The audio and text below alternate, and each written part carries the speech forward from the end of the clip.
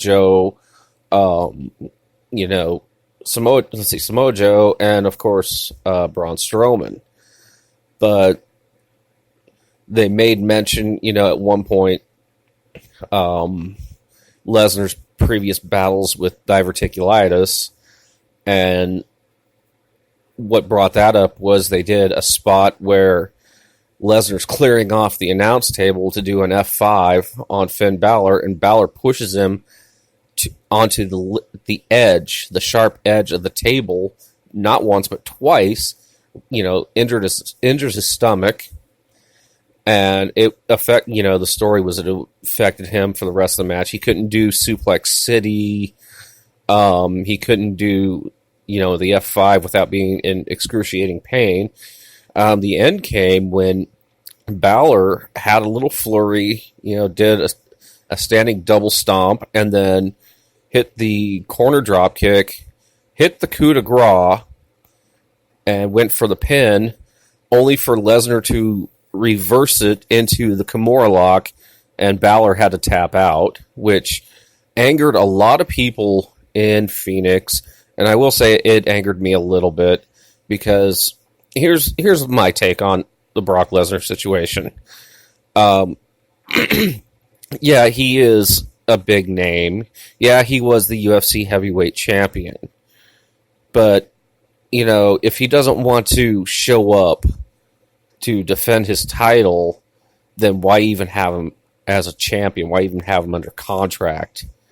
In fact, I posted on Twitter, and I even took Vince McMahon and Triple H to task, saying, hashtag we hate Brock Lesnar, and if he wins at WrestleMania, I am canceling my WWE network subscription, because I'm getting really tired of seeing this guy.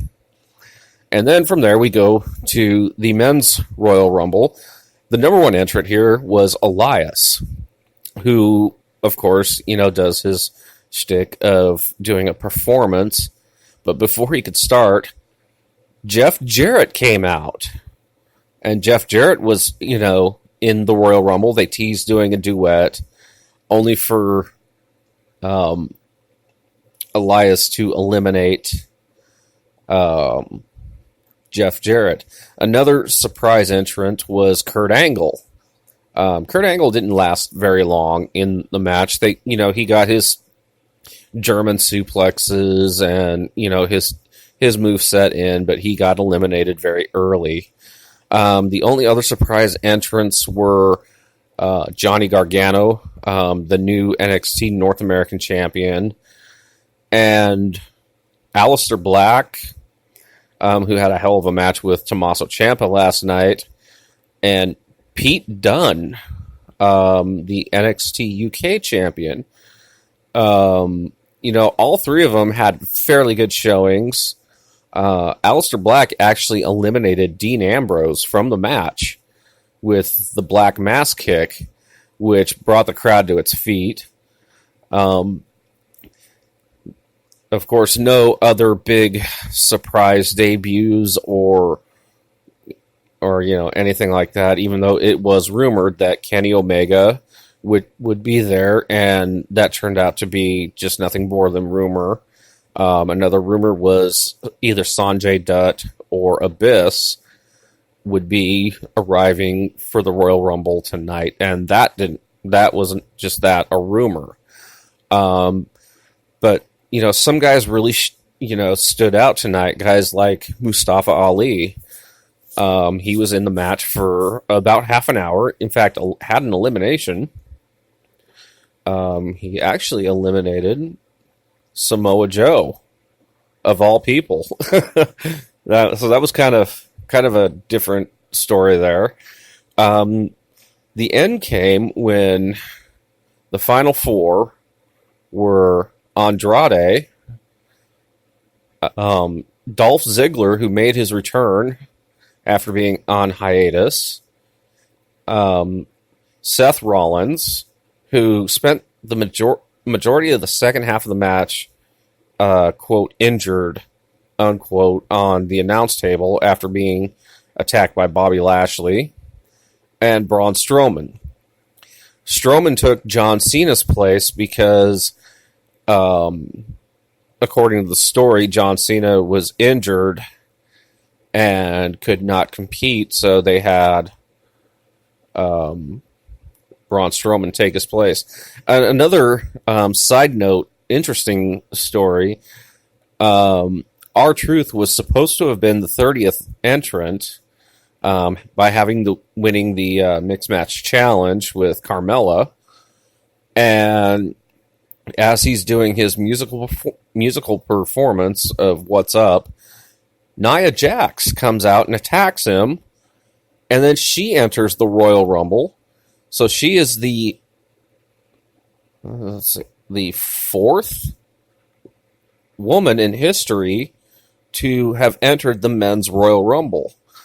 She eliminated Mustafa Ali from the match. She had some interaction with Rey Mysterio and Randy Orton.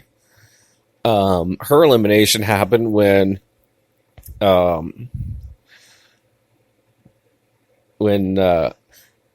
Mysterio hit her with the 619, then Dolph Ziggler hit her with the super kick. Randy Orton hits her with the RKO, and Randy Orton and Rey Mysterio eliminate her. And then Randy played it off as he hurt his back, lifting her up. But back to the final four. So Strowman eliminates Andrade and Ziggler.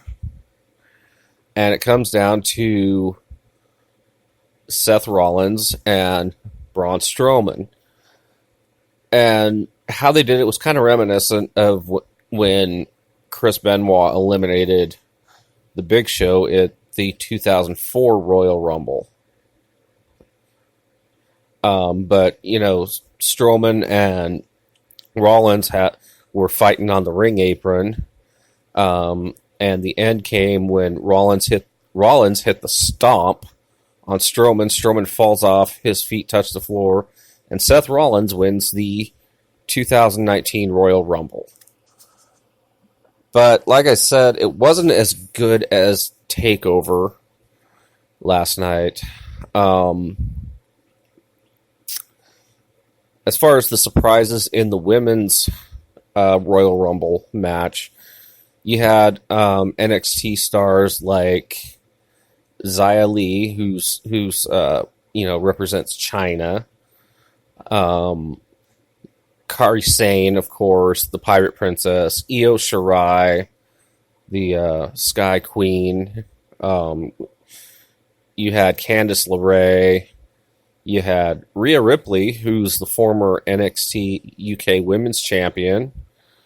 In fact, there was a little spot there where Zelina Vega, who is the manager of Andrade, was hiding under the ring. And lo and behold, Hornswoggle comes out, and Rhea Ripley eliminates Zelina Vega, and Hornswoggle chases after Zelina, and Ripley gets this look on her face, is like, did that just really happen? It was pretty humorous, and it just shows that they do have a sense of humor there in the WWE. But other than that, no Hall of Famers like they had last year. No legends. As far as the cast of characters go, it was kind of disappointing to see, especially in the men's match, because the men's match is notorious for, debuting somebody that hasn't been in the company before, or having a few Hall of Famers and legends in the match. The only two that we got here this year were Jeff Jarrett and Kurt Angle. And overall, it was a pretty average show. But we now know that it'll be Becky Lynch and Seth Rollins in the main events of the men's and women's matches at WrestleMania this year. So, with that being said, tomorrow is the Raw after the Rumble. A lot of the people that were in Phoenix for the Royal Rumble will be in at Monday Night Raw. And of course, next Monday, Raw comes to Portland, and I will be at that show. I will give a recap of that show when I get home that evening. And then also a week from in 13 days, I believe. Yeah, 13 days. Defy Wrestling out of Seattle comes to the Hawthorne Theater here in Portland, Oregon. And they've already announced that John Morrison, Johnny Impact, Johnny Mundo, whatever you want to call him, it's John Hennigan, but he will be at the Defy show in Portland, Oregon. So kind of excited to go see that one. But I will get off this thing here for the evening, my friends. Hope you enjoy and like the content I'm sharing with you.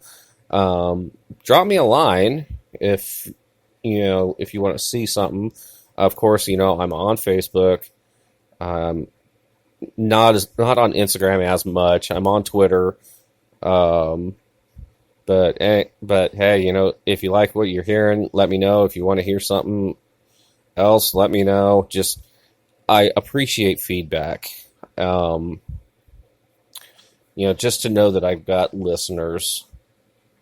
So, we'll do some news here. Of course, it was reported last week that Abyss and Sonjay Butt have left Impact Wrestling and were on their way to WWE. And then, of course, there was a lot of conjecture about them being at the Royal Rumble tonight. But that didn't happen. So there was also talk of them going to NXT. And then it was announced that they weren't going to NXT after all. So who knows? I mean, right now, Abyss is champion in Ohio Valley Wrestling, so he may just go there and finish up his commitments there, and he may show up in WWE before WrestleMania. So we'll find out, but just keep in mind this is all rumors.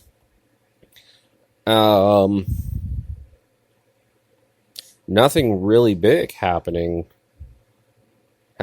last week other than that. So, MVP, if you don't remember him, Montel Vontavious Porter of WWE fame, debuted with Ring of Honor at their Supercard of Honor show in Houston, Texas on, what was it, Friday night? For World Tag League, teaming with his old Beatdown Clan teammate, Kenny King. They made it through the first round, and then the second round the next night in San Antonio, they lost. So, but I don't know if it was just a two-shot deal or if he signed a contract with them, but MVP appeared with Ring of Honor. So, but of course now with All Elite Wrestling, I think we're going to see a bidding war between Ring of Honor, All Elite Wrestling, and WWE, with NXT and NXT UK. Impact, I really don't think will have that much of quote impact, because for the longest time that company's been on its dying legs, and granted they have some great talent there, but it's just not the company that it used to be. And I haven't watched it since it moved from Spike TV, if that tells you anything. But guys, I'm going to wrap this up for this evening. I'll try to do a recap of Monday Night Raw tomorrow. I hope I can. It all depends on what I've got going.